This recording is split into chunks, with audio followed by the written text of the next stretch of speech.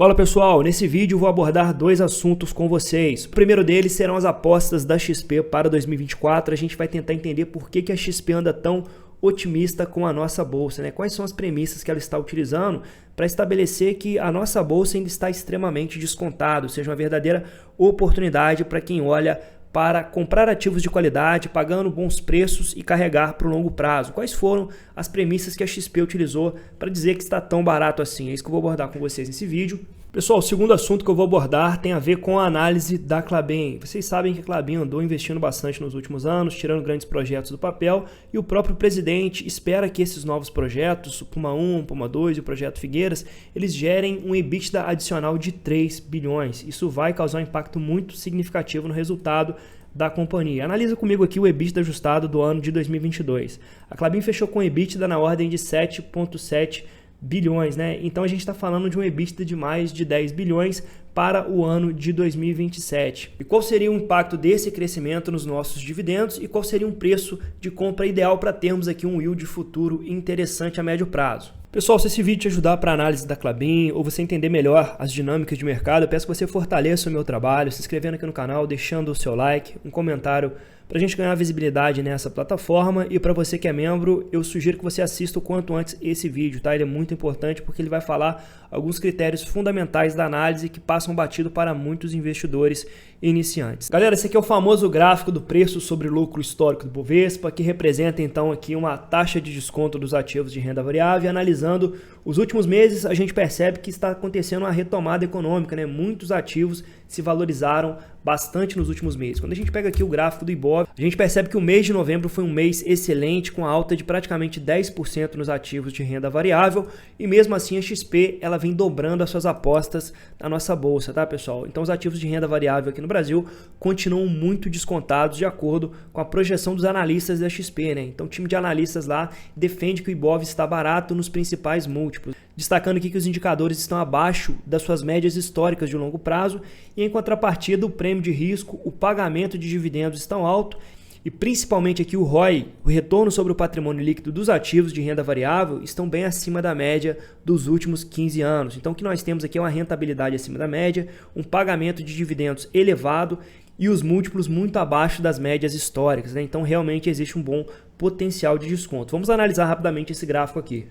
Galera, então aqui nós temos uma representação gráfica interessante que mostra os múltiplos históricos da bolsa, começando aqui pelo preço sobre lucro. Então o PL histórico do Ibovespa gira na casa de 11 vezes, tá pessoal? E atualmente ele está trabalhando com um PL projetado de 8 vezes para o ano de 2024. Quando a gente olha aqui para o EV sobre EBITDA, que é o valor de firma dividido pelo lucro operacional das companhias, também está abaixo da média, né? Então historicamente o EV EBITDA do Ibovespa trabalha na casa de 7,1 vezes e atualmente está trabalhando em 5,7 vezes, tá?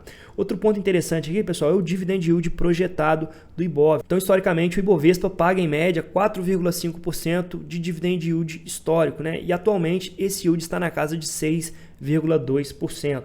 E o mais interessante é o ROI projetado, né? O retorno sobre o patrimônio líquido dos ativos, que historicamente gira em torno de 3,1 vezes e atualmente está na casa de 16,6 vezes. Então, um retorno muito acima da média, né? Aliado a um bom potencial de desconto. Galera, e nesse contexto, o estrategista-chefe da XP, que é o Fernando Ferreira, ele destaca que existem alguns fatores relevantes que ainda podem impulsionar bastante o mercado financeiro nacional em 2024. E quais são esses fatores? Bom, o primeiro deles é a revisão dos lucros para cima pelas empresas. Então a gente pega aí principalmente o setor bancário, bancos como o Itaú, o Banco do Brasil também, eles vêm apresentando lucratividade recorde. Temos também aqui a expectativa de queda da Selic para a faixa dos 9%. Então até agora as projeções do Banco Central apontam para uma Selic fechando em 9,25% ao final de 2024. Esse é um forte gatilho de retomada do mercado. E por fim, a volta do fluxo de investidores estrangeiros. Então, com os cortes na Selic e uma menor percepção de risco, a entrada de capital externo vai jogar para cima o preço dos ativos de renda variável. A gente deve ver sim uma forte valorização. Então a XP destaca que é a hora de tomar um pouco mais de risco no cenário doméstico, mas ainda com cautela devido ao cenário internacional mais pressionado. Nos cálculos da XP, o Ibovespa poderia chegar até 142 mil pontos ao fim de 2024. Então, uma alta muito significativa, né, pessoal? A gente está com o Ibov aqui em 126 mil pontos, podendo chegar a 142 mil pontos. Do meu ponto de vista, isso é totalmente plausível. É claro que existem alguns pontos que podem frustrar essa alta, né? Temos o cenário fiscal, temos a inflação dos Estados Unidos, mas de uma forma geral, esse é o cenário que vem se desenhando. Galera, nesse sentido, nós estamos bem alocados em renda variável, né? Andamos comprando bastante ações nos últimos 2 anos, montando posições relevantes aqui na nossa carteira e diversificando dentro de setores chaves da economia, né? Setor de saúde, setor de energia elétrica, bancos, estamos topados aqui de banco na nossa carteira e também temos aqui a Klabin no setor de commodity, ali, papel e celulose, tá? E por falar na Klabin, nós temos uma notícia muito interessante que saiu essa semana na Forbes. Pessoal, a matéria diz que a Klabin poderá conseguir um EBITDA adicional de até 3 bilhões até 2027, diante da utilização da capacidade adicional de produção que a companhia instalou em seu parque fabril no país nos últimos anos. E qual que é essa capacidade adicional? Bom, pessoal, a gente está falando aqui do projeto Figueiras, do projeto Puma 1 e Puma 2. Galera, então a Klabin passou aí 7 anos muito alavancada, né? A empresa ela contratou dívida, mas não foi à toa, foi para tirar esses grandes projetos do papel, principalmente focada em diversificar as suas fontes de receita. Analisa comigo aqui a participação do volume de vendas. 31% vem da celulose de fibra curta, 11% do kraftliner, 11% da celulose fluff, 19% do papel cartão e 28% do papelão ondulado, tá? E qual que é o ponto-chave aqui, pessoal? Ela gastou muito dinheiro para tirar esses projetos do papel, entretanto, os principais projetos, que é a MP27 e a MP28, já estão prontas e funcionando, entretanto, ainda em fase de ramp-up. Elas vão chegar na sua plena capacidade de produção a partir de 2027. Além disso, o projeto Figueiras, ele vai ter a sua startup no segundo trimestre de 2024 e agora a Klabin segue bastante focada em eficiência florestal e também eficiência de custo fixo. Então perceba como a empresa está focada aqui em enxugar custos e aumentar sua capacidade produtiva.